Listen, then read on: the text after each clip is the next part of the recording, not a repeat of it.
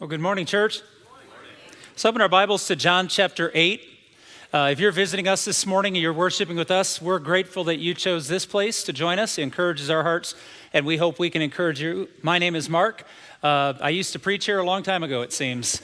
And after some vacation and some conference time, it is good to be home. I definitely want to thank Drake Holderman, Michael DeFazio, and Peter Buckland for doing a fantastic job while I was on vacation, and so much appreciate the elders' support to give us time away to reset our minds and hearts and refresh, and it was good, but it's really good to be home. As we continue our series here on the Gospels, taking Matthew, Mark, Luke, and John and synchronizing them chronologically, I want to take you to John chapter 8, verses 12 through 20, in a very complex passage, but hopefully we can simplify it enough to walk away here with something that challenges our hearts and calls us to something better. Let's begin in verse 12. When Jesus spoke again to the people, he said, "I am the light of the world. Whoever follows me will never walk in darkness, but will have the light of life." The Pharisees challenged him. "Here you are, appearing as your own witness. Your testimony is not valid." Jesus answered, "Even if I testify on my own behalf, my testimony is valid, for I know where I came from and where I am going, but you have no idea where I come from or where I am going. You judge by human standards. I pass judgment on no one. But if I do judge, my decisions are right because I am not alone. I stand with the Father who sent me. In your own law, it is written that the testimony of two men is valid. I am the one who testifies for myself. My other witness is the Father who sent me." Then they asked him, "Where is your Father?" "You do not know me or my Father," Jesus replied. "If you knew me, you would know my Father also." He spoke these words while teaching in the temple area near the place where the offerings were put. Yet no one seized him because his time had not yet come. Once more, Jesus said to them, "I am going away, and you will look for me, and you will die in your sin. Where I go, you cannot come." This is a very complex passage, and it's intricate in what Jesus did with the words judgment, the word light, the word Father. And we'll talk about these over the next few weeks as we continue through the passage of John. I want you to remember that we're in the revolution stage. The depiction behind me with the different colors and the arc and the flow is to depict Jesus' life. From the arrival to the obscurity to the recognition phase, now we're in the revolution phase where things begin to escalate and Jesus begins to teach so concretely, even with these abstract metaphors. It's such a concrete point he's making that people don't know what to do with it. And so they begin to push back. And this reminds us of a passage way back in May in John chapter 5 where they said to Jesus, "You keep saying you're this person, but no one testifies to it." And Jesus brought up three forms of testimony that they were ignoring. He said, "John the Baptist was the prophet promised in the Old Testament, and he proclaimed me." He said, "My miracles, that's my second testimony. The things I'm doing, no one else is doing, and you refuse to acknowledge them. In fact, you say they're from Satan." And then he says, the third thing is, "My Father has spoken about me through the scriptures." And it was at that moment that the Pharisees, these religious leaders who were trying to protect the law so much that they ended up rejecting it in Jesus, began to plot a way to silence him. And it happens again. This is not John telling the same story over and over. What he's pointing out is the more Jesus revealed, the more the revolution took place. It changed the way people were looking at it. If you want to know who Jesus is, listen to him. There's so many of us searching for depth and relationship. Listen to what he's saying and see if you can't trust it. You see, John wrote so much later than Matthew, Mark, and Luke that many of the stories that they go back and bring up, John understands the audience would have known. So he writes a little differently with a different focus. And one of the things he does is he identifies in his writing 7 different times that Jesus begins a declaration of who he is with the phrase, "I am." Hearkening back to Moses when he said to God, "If I go to Pharaoh, by whose authority do I enter?" And God said, "Tell him I am sent you." The God who makes things happen. Tell him I am sent you. So when Jesus uses this phrase, "I am," his audience understood what he was doing. So many people in today's world say they can't find anywhere in Matthew, Mark, Luke, or John. There are critics, or not so many, but critics will say that Jesus never actually said he was God. Pay attention. Because if you do, you'll understand what he's saying. And when he says, "I am the light of the world," verse 12, "Whoever follows me will never walk in darkness, but will have the light of life." The word "follow me" is what he's directing light toward. You see, in the 119th Psalm, an entire psalm, 176 verses, written about the words of God. It says, your word is a light unto my feet and a lamp unto my path.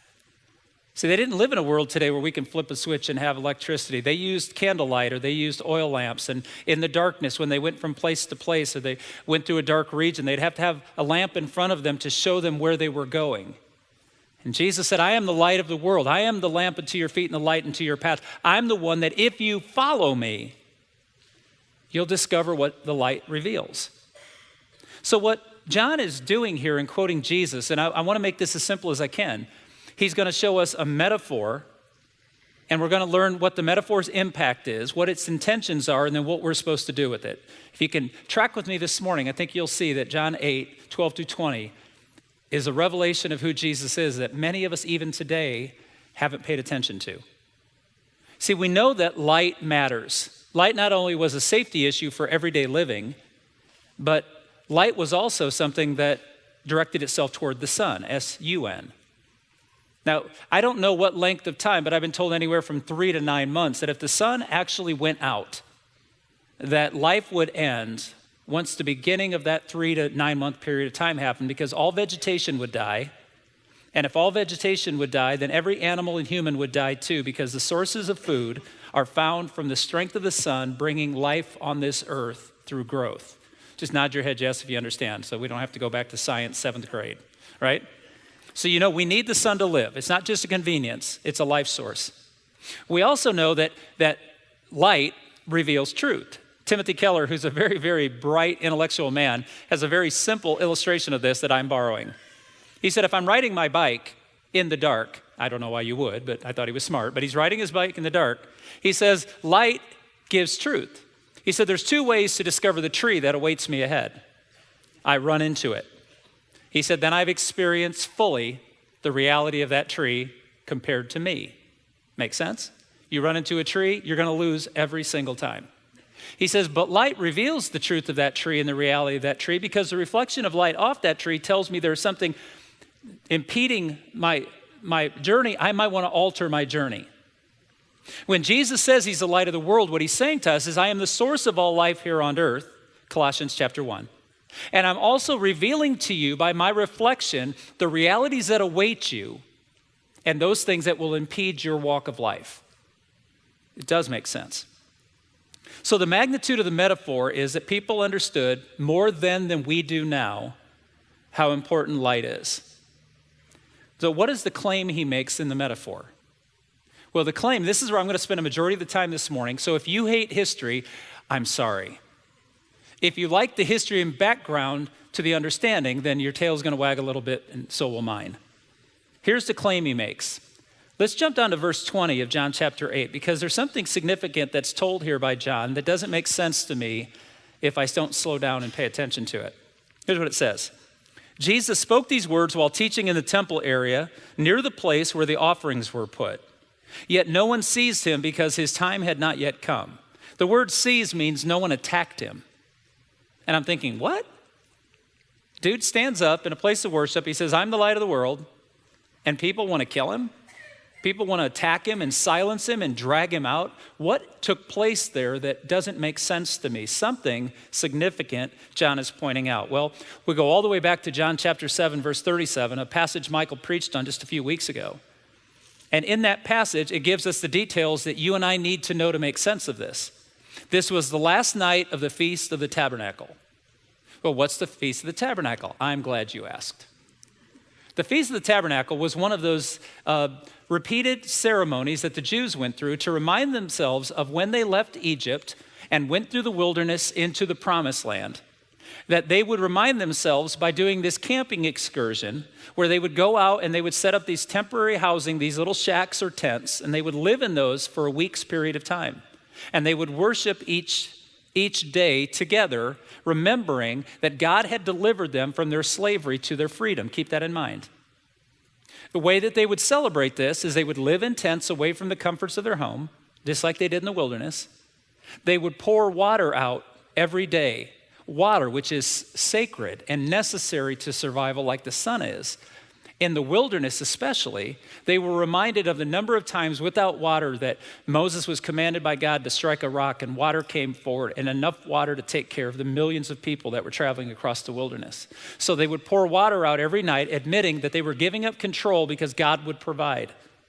And then they would light, a candelabra, if you will. They would light this light to remind themselves that God led them. And how did he lead them? By a pillar of cloud at day and a pillar of fire at night. But now be careful. These pillars weren't necessarily a cloud. It appeared to be a cloud, and it appeared to be fire. Like in the book of Acts, when there appeared to be tongues of fire above the heads of those filled with God's Spirit. It doesn't actually say that it was flame. It looked like flame, like it looked like a dove that came down at Jesus' baptism. The presence of God would come down in this pillar that looked like a cloud and this pillar that would become fire at night to guide them at night. Now, this pillar, no matter in what form, cloud or fire, was amazing because it fought for them. It protected them from their enemy. It came down when God filled the tabernacle. This pillar came down and stood above the tabernacle. The presence of God was depicted this way. So they would light a light every night, this flame, to remind them that God had led them. Now, I know I'm just giving you the overdose of history, but hang with me. So it's the last night of the Feast of Tabernacles. They would gather together for this time of worship, and this candle would be lit. And then when the feast was over, they would extinguish the candle. And it would remind everybody in the room that night, when that candle went out, it really went out. It had been a long time since God led them well. Been a long time since they saw the pillar of cloud. They saw the pillar of fire. They missed it. They wanted it. There's some of our hearts that are hurting in here today because we want what we've seen other Christians have with God, and we don't know how to get there. And Jesus then, now you got all the context, right? Shake your head if you're with me. You got all this background? Jesus walks in front of that flame, and he says these words, I'm the pillar. I'm the light of the world. And if you follow me, you'll find this light. The light didn't go out. The people stopped paying attention to it. Jesus said, I'm here. Now, I know this is provocative, so if I make you angry, that's what I tried to do. Please forgive me in advance. If I walked on stage draped in the American flag and I tore it in two and I said, I am your freedom, would you be thrilled? Would you want to seize me and or attack me? Half the room would, the other half would go, hey, whatever. You see, we're divided in our country on what that symbol means, but there was nobody divided in the Feast of Tabernacles when they walked in front of the flame and he said to them, in front of the flame where the offering was put, I'm your light. Now we know why they wanted a piece of him. And people say that Jesus never said he was God. He said, I am the Shekinah glory. I'm the presence of God here on earth, and I've come to guide you out of your slavery into your freedom. Verse 20, one more time. He spoke these words while teaching in the temple area near the place where the offerings were put. I am the light of the world. Whoever follows me will never walk in darkness, but will have the light of life. Whoever follows me. If you have a physical Bible and you write in it, you might want to underline those words because Jesus being the light of the world doesn't matter a stitch if you don't follow him. Knowing that there was a pillar of cloud by day and a pillar of fire by night doesn't matter if they stayed where they were when the pillar moved. Church, are you with me? When the glory of God came down in this pillar of cloud over the tabernacle, it doesn't matter a stitch to anybody if they don't go in the tabernacle to worship. Jesus is telling us something. I am the one who needs to lead you from slavery to life, but you have to choose to follow. And like the sun, we all know this. When you're cold, I've got a friend, always makes me laugh. They're like a snake on a rock. They see the sun break out in a ray of light and find themselves just walking toward it, always cold, until they get in the rays. But we realize not enough sun can kill us, and too much sun can what? Okay, let me ask this question a different way. For all of you pasty people like me, what does too much sun do to you? Yeah, it hurts. Some of you just brown right up and look golden. You just look awesome, and you're sun worshipers, but you won't admit it. And you just walk out to get the mail, and you come back in, and you're like, wow. I walk out for 30 seconds. I'm like, ow. Because I go from red to white. And it's the way I'm created. And my sons make fun of me because when I'm outside working, I wear a bandana and I cover my head. And they think I'm trying to be like biker cool. I'm trying to survive. Okay? I got a few bills to pay before I die. And I needed to get that taken care of so Heather's not stuck with them. But at the end of the day, too much sun can blind you. Too much sun can kill you. Too much sun can crush you. I've been to Central America to see men working out in 95-degree laser-like sun covered in long sleeve and shorts and in long pants, and we Americans made fun of them until day 2. And then we were looking for any clothes that would cover us from the intensity of the sun. You see, if you don't draw close to Jesus, you can't grow. But God knew that if Jesus came down in full proportion of his glory, remember Moses said to God, "Can I see your glory?" And God's like, "Oh, dude, would crush you. So what I'm going to do is show you my back covered by my hand, and you'll get a small glimpse of who I am." You see, doesn't that make sense why Jesus came as a baby in the incarnation? Because that's the dosage of glory we could handle. The rest would have killed us. So Jesus is saying all of these massive things about, I'm the dosage of God's glory. You see, the sun or the moon is not a light, is it? Those of you that study the space, is the moon a light? No, it's a reflection of the sun. The moon exists, but it reflects the sun. Every world leader, every religious leader is nothing but a reflection of the image of God in them. And yet most religious leaders are saying, I'm the one you need to follow. Jesus didn't come down saying, I'm reflecting the sun like the moon reflects the sun. Jesus came down and said, ta-da, I'm it. That's why they wanted to grab him. That's why the religious leaders thought he just called himself God. They knew exactly what he did. And not only is he the source of life, he reveals truth. He's showing us what lies ahead. That's why when God says don't do something, we think, who are you to tell me what I can or can't do? Because if it doesn't hurt anybody else, I can do whatever I want. God's not saying don't do it because I don't want you to. God's saying don't do it because I care more for you than you care for yourself right now. Those that don't follow the leading of Jesus don't have the light of life. Because the only way we get the light of life is to reflect Jesus like the moon reflects the sun. That's the only proof of it. Hebrews 1:3 says, he is the radiance of God's glory and the exact representation of his being. He's not a reflection of God's glory, church. This guy we've spent 82 weeks on is not a reflection. He's the real thing. And he says, if you follow me, he doesn't say you'll get near the light of life. He says you'll have it. You see, when Moses said, can I see your glory? God said, no. Jesus looked at all of us and he said, now you can. When you see me, you see a dosage that brings life and reveals truth and does not devastate you. In fact, we sing it at Christmas, veiled in flesh, the Godhead see, hail the incarnate deity. The reason God came as a child was it was just the right dosage of glory that we could understand. In fact, in Luke chapter 9 on the Mount of Transfiguration, you might remember that message from earlier this spring. There was a moment that James and Peter and John went up on the mountain with Jesus and Moses and Elijah appeared. And you might remember that we talked about the glory then. But one thing I didn't bring up until now that I want to point out, Luke tells us that when they were having the discussion on the Mount of Transfiguration, Luke said that they were discussing his departure, which is a good English word, but not the right English word. What it actually means is they were discussing his exodus. Exodus, Moses, wilderness, provision, care, leadership, direction. The blood over the doorpost, the blood of the lamb. You see, what they were talking about was Jesus was the exodus. Think about it. He's the pillar of cloud and fire. He's the lamb slain so his blood could get us out of slavery. He's the rock struck so we could drink. He's the cleft in the rock in which we hide so that the glory of God does not crush us. He is our tabernacle. Church, are you with me? I could go all day. He's the man. He's not a reflection. He's it. He is our exodus. As they left Egypt and went into the promised land, Jesus is the only thing to deliver us from one to the other. So you're all like, I know this, Mark. I know, we know it. But we don't live it. We don't. Anybody else struggle with control like I do? I want God to supplement my life.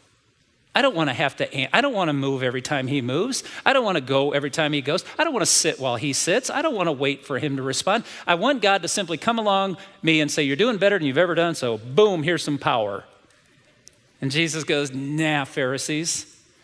You see, I can make fun of the Pharisees for missing it and miss it every day of my life as a pastor.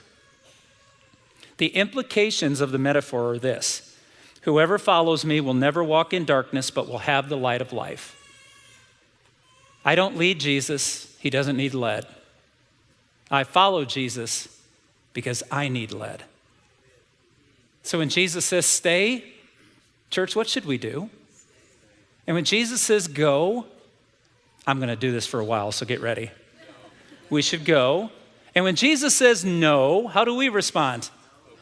Oh, are we lying in church? Because Jesus says no, and we say, why not? Or I can do it anyway, or he'll forgive me anyway. And Jesus said, no, the light of life means that we trust the one who brought us out of slavery into our future. We pour out our water, waiting for him to bring us living water. We follow his steps rather than telling him what he can do for us. I'm not trying to make you feel bad today, but we can look at the Pharisees and make fun of them for this, because he was right there standing in front of the symbolic light saying, I'm the real light, and we can come to church each and every Sunday and stand in a place that talks about light and walk out in the darkness. Why? Because in the darkness, nobody knows what I do. And in the darkness, I at least get temporary satisfaction. And in the darkness, I can make you think I'm something I'm not, but in reality, not even identify who I really am and who I'm really following. Jesus does not offer us 4 options. He offers us one: follow me, and I will light up your life. Reflect me. That's what he's asking us to do. And it's going to cost you the crowd. It's going to cost you a reputation. It's going to cost you nothing that matters, but everything that seems to matter right now. It's going to cost us to follow Jesus. It's going to cost us a cross, to take up our cross and follow him. It means be willing to die for the cause of Jesus, because we have been revealed. When the blood was put on the doorpost, God's angel bypassed those homes. He passed them over. And they celebrated the Passover to be reminded of how God, through the blood of an innocent lamb, saved them. And Jesus is our exodus. So live with hard-fought integrity. I just want to be as pastoral as I can right now. Most of us are doing things in the dark that we don't want exposed. We're making choices, and you're scared slick over the fact that someone's going to find out. So we lie and we cover and we bury and we're deceitful, because we just don't want to admit that there's some temporary satisfactions. And I use that word. There are temporary satisfactions that happen in the dark, but please understand they're temporary. Because my Bible says the sun will come up, and when the sun comes up, everything will be revealed. And you're thinking right now, I can't tell anybody and I can't be honest about it, because if I did, I would lose everything. You would lose nothing that mattered, because in the light of Jesus Christ, there is healing and redemption and truth. You see, your friends will abandon you, and people will quit on you, and people will use their judgment to feel superior to you. That's just the nature of human beings in a broken world. But I got great news in the gospel. Jesus will never walk away from you. He'll walk closer. The sun that you're so scared of will warm you up and heal you. It will bring life to you. Jesus is going nowhere but with you. And he proved that in the cross.